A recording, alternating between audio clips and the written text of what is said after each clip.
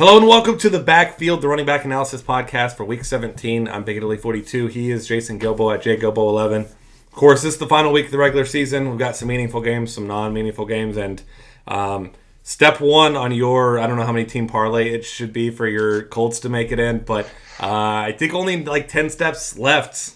Maybe you get in. Maybe we see the Bengals and the Colts in the AFC Championship game. Is that possible? Yeah, I mean, that would be great. I mean, battle of four-string quarterbacks versus each other. I mean, that would be a great playoff product for the NFL. Yeah, A.J. McCarron's going to have to catch the ball with one hand, or Andy Dalton will have to catch the ball with one hand. But Or we sign Tim Tebow on both teams and just have him play ultimate quarterback, or he's the quarterback for both teams. I'll forfeit a playoff game before I want Tim Tebow on my team. No thanks. You can have him. You can have him.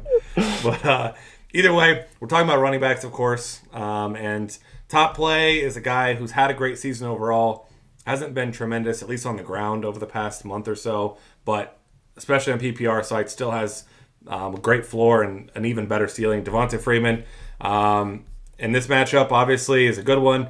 Facing a team and the Saints that is just awful against every single person holding a football. Like, maybe you're not even on the other team. Maybe you're just on the sideline holding a football. They probably still can't tackle.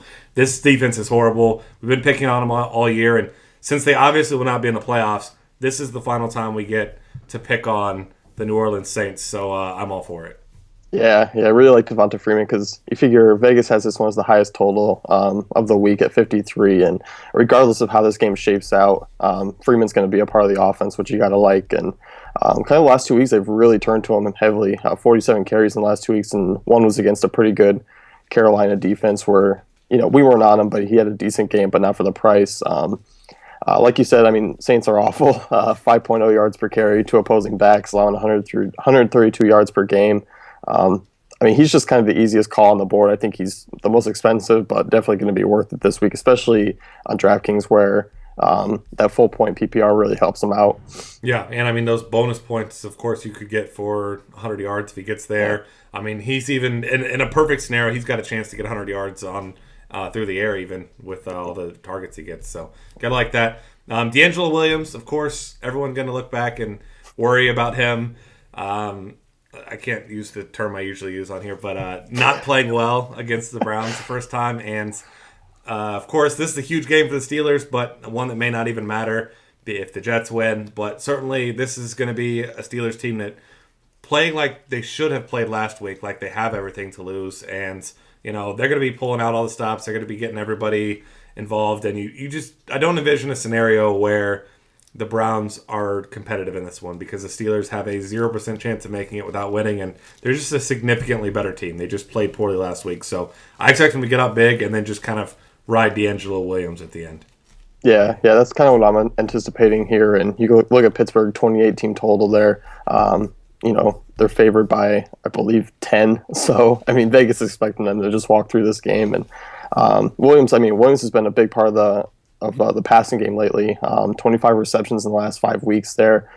He has 5 touchdowns in the last 3 games, so he's been solid.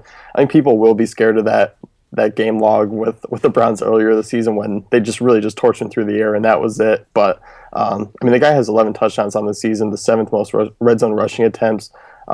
He's going to get his touches, and, against this defense, you really have to think he comes through the second time. Yeah, absolutely. He's a guy that I think is going to be one of the first guys I get in my cash game lineups this week. Tim Hightower next up. You mentioned here how strange it is because they have a number 1 running back in Mark Ingram who didn't see full workload. Now all of a sudden Tim Hightower comes in off the street, literally, and is just getting a ton of volume. And he's producing too. And he even had a touchdown called back off a penalty against Detroit. This guy could have even had bigger games the last couple weeks, but he's a guy that I've been hesitant to play much of, and it has certainly cost me. So this will be one last time to get a piece of him at a pretty cheap price tag still. Yeah, just head to the opposite side of this game for pretty much all your offense. If you want to go this game, go ahead. But it's weird. Mark Ingram, he only cracked the 20 attempt mark twice this season, and Hightower's done it twice in 3 weeks, and it's been a little odd. And obviously, CJ Spiller is nowhere to be seen. The Saints don't want to use him. We've seen Hightower work, okay in the passing game, 88 yards over the last 3 weeks. But, it's a great matchup against Atlanta, who's allowed the most rushing touchdowns with San Francisco to opposing backs this season. So, I mean, still a pretty cheap price tag for him and should easily hit value. Yeah, I'm with you there. Jeremy Langford next up, and obviously this is contingent on Matt Forte, but obviously no one on earth thinks that Matt Forte is going to be back in Chicago next year, so you're grooming the guy for the future, Jeremy Langford. Obviously, you tend to think if there's a question that Matt Forte doesn't play, you just go ahead and let him sit out and get Jeremy Langford his extra reps in the final game of the season. Obviously, neither one of these teams is going to be in the playoffs, but still division rivals, still, kind of trying to see what they have for the future. So I'm not really worried about this one like I would be maybe some other games where the teams are both eliminated. But Jeremy Langford has looked good. I mean, in the passing game, the running game, really everything. So I'm hoping that Matt Forte sits out and looking forward to that so that we can take advantage of some Jeremy Langford for cheap. Yeah, I mean, he's really cheap on both sides, and I mean, he opens up a ton of salary. I mean, if you want to roster Julio Jones and Antonio Brown this week, Langford would probably have to be in your lineups. I just think, I mean, Detroit's not an incredibly tough matchup, but they have been better lately, but still ranked 16th per Football Outsiders in rushing defense. Just kind of an average defense now, and they have allowed the third most rushing touchdowns to opposing backs this season. So I think Langford's a safe bet for a guy under 5,000 on DraftKings and under 4K on DK. Yeah. Or 5,000 on FanDuel, sorry. Yeah. So really cheap. So we just don't want to have to deal with the workload share anymore. So hopefully Matt Forte gets himself some rest before he hits free agency. Below Powell next up against Buffalo. Obviously Buffalo, a team that's a good defense at times. Not one that you can necessarily rely on. But below Powell, especially on PPR sites, I mean, this is a guy who's been a huge part of the passing game recently. And mentioned earlier, Steelers, Jets, kind of battling for that last spot. Jets need to win this game. It's against their old coach. You got to imagine Rex Ryan's going to pull out all the crazy plays, all of everything he could possibly do to win this game. But, I mean, at the end of the day, the Jets are just a better team, and Powell's been a big reason why they've had so much balance on offense recently. Yeah, I mean, I really like this Jets offense. I think we both know they're going to be sneaky in the playoffs and kind of you don't want to face them. And Powell's been kind of a big part of that, especially with Fitzpatrick kind of getting a higher volume over the last few weeks. I mean, you've seen it in Powell's game, 14, 20, 19, 24 DraftKings points the last 4 games, 25 receptions in that span. And with Chris Ivory kind of banged up, Powell's seen a bit more snaps on the field. And I think that's going to be the case again this week. You got to also anticipate maybe this game being kind of close. Vegas has as the Jets 3-point favorites, but I think that's kind of being modest. I mean, the Jets could kind of win this one comfortably. Yeah, I completely agree. I think they need to get up and they need to just kind of ride the way into the sunset because they need to not be worried about this game late because there's no way that the Steelers are losing to the Ravens and Browns in back-to-back weeks. That's apocalypse right there to keep them out of the playoffs. But next up, David Johnson, the DFS darling recently. He's been nothing short of tremendous the last couple weeks. And facing up against Seattle, obviously not an ideal matchup, but Arizona has everything to play for with Carolina. Potentially, if they lose, obviously Arizona could take the top spot. Arizona looking to lock up that 2 seed anyway, but they're going to have second seed either way. But considering the fact that Carolina and Arizona look like the 2 best teams and no one else in the NFC really looks very good right now, including Seattle off that game last week.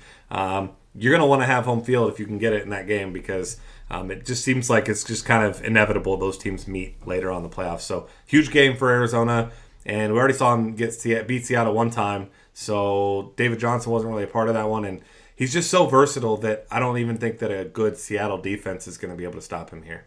Yeah, and that's why I like him, especially in tournaments. I mean, that upside's still there. And you look at Arizona, they put up 39 in Seattle last time out, and Vegas has them as a 27-point team total, so obviously Vegas isn't scared of that Seattle defense either. I mean, Johnson's just been on fire this season, 12 touchdowns, rushing for 4.9 yards per carry. I mean, dual threat back. I mean, there's really nothing to dislike about Johnson this season or this play this week, just because he works well in the passing game and the run game, so I'm all over him still at his price on DraftKings where it's just 6,000. I think he's a great tournament play. FanDuel, maybe it's a little riskier just because he's higher priced and you're not getting that full point PPR scoring. Yeah, that's true. Don't really need much in the way of PPR from the next guy, Todd Gurley. He's a guy who has been great. I mean, he was the reason why the Rams really beat the Lions, why they beat Seattle, and they're finishing the season strong. Mostly because he's just been so unstoppable. You know it's coming, you still can't stop it, and then guys like Michael Bennett still want to talk trash and say that he's average, which is just asinine. But either way, this is a guy that is the focal point of the offense. They don't have a legitimate passing attack. They don't really have anybody that worries you in that passing attack. So you get your Todd Gurley, and you expect he's going to get 20, maybe more than 20 touches, and then that's pretty much the end as far as the Rams offense goes. Yeah. I mean, that's what you kind of like about Gurley. He's going to get a ton of attempts. He has 1,100 yards and 10 touchdowns on the season, and his season started in week 4. I mean, it's pretty incredible what this guy's done. And just with opposing teams, they know they're loading the box against him because the Rams can't pass, and he still busts out big games. But I just think he ranks behind Williams and Freeman, which is why he's kind of in the GPP plays for me. But definitely has upside, definitely has multi-touchdown upside, given his red zone touches, and we know he can break off a big yardage game against this 49ers defense. Yeah, that's what we're all kind of hoping for here, and you expect they will. I mean, another one of those kind of playing for the future, see what you got, and you know what you got in Todd Gurley, so why not try to give him a better case for Rookie of the Year by feeding him a ton this week. That'll wrap things up here for us for the running back analysis. Find us on Twitter at DF Cafe. Subscribe to our YouTube channel. We got lots of other great content at dailyfantasycafe.com.